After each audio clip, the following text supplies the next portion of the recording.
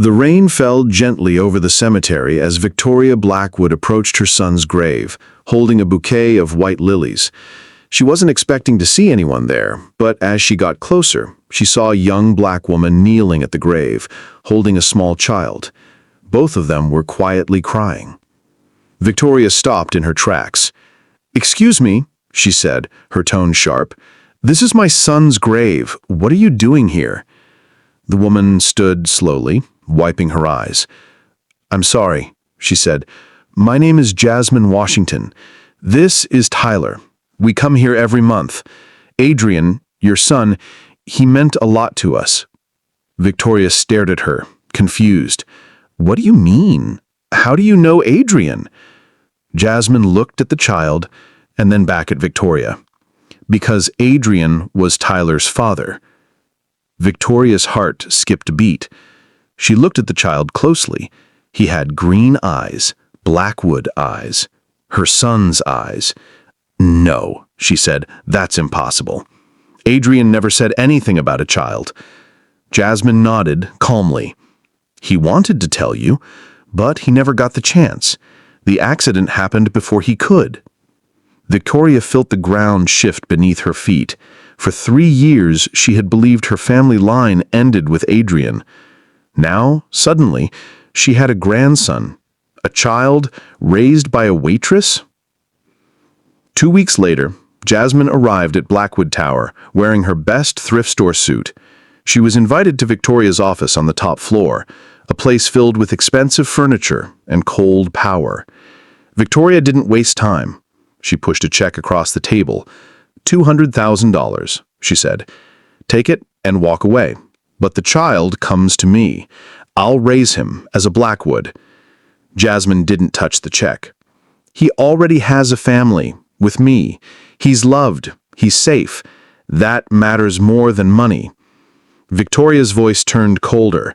"You work long hours, you live in a tiny apartment, you have no college degree. What kind of future can you offer him?" Jasmine stayed calm. "One filled with care, with bedtime stories, with someone who's always there." Victoria stood up, her pride wounded. "You think love is enough?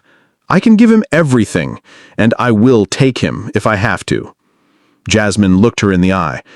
"That's why I've been preparing for this day for 3 years. Adrian told me he feared you'd try to take our son if anything happened to him. He knew how you controlled everything. After he died, I decided I wouldn't let that happen.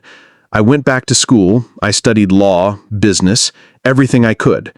I built a file on Blackwood Industries, because if you ever came for Tyler, I'd be ready." Victoria laughed at first, but 3 days later, her lawyer called in panic. Jasmine had hired one of the top law firms in the country, Morrison, Caldwell, and Pierce. They filed a legal block against any custody action. Victoria couldn't understand how a waitress could get such power. But Jasmine hadn't done it alone. In her small apartment, she had gathered a group of people who believed in her. Her aunt, a retired law professor, Amanda, a journalist who exposed corporate corruption, and a law professor who guided her through every legal step.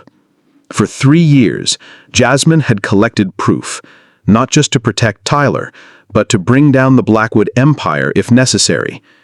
Then came the headlines: Blackwood Empire exposed. Details of bribes, fraud, and lies filled newspapers. The stock collapsed. The government started investigations. Victoria's phones wouldn't stop ringing. Her lawyer called and said the IRS was coming, the FBI too. Her accounts were frozen. Her company was falling. She picked up the phone and called Jasmine, her voice shaking. "You did this! You ruined everything!" Jasmine calmly replied, "No, you did. I just made sure the truth came out." "I'll destroy you." "With what?" Jasmine asked. "You've already lost everything." That night, while Tyler slept, Jasmine sat beside him and watched his peaceful face. She had fought not just for him, but for every mother who couldn't be bought, every child who deserved love more than money. Victoria had power and wealth, but Jasmine had truth, love, and the strength to prepare in silence. And in the end, that's what made all the difference. Sometimes the strongest people aren't the ones with power or money. Sometimes they're the ones who quietly prepare, protect, and love with all their heart. Jasmine didn't just fight for her son, she changed the game. And in the end, truth spoke louder than wealth. If this story touched you, don't forget to like, share, and subscribe for more real and heartwarming stories.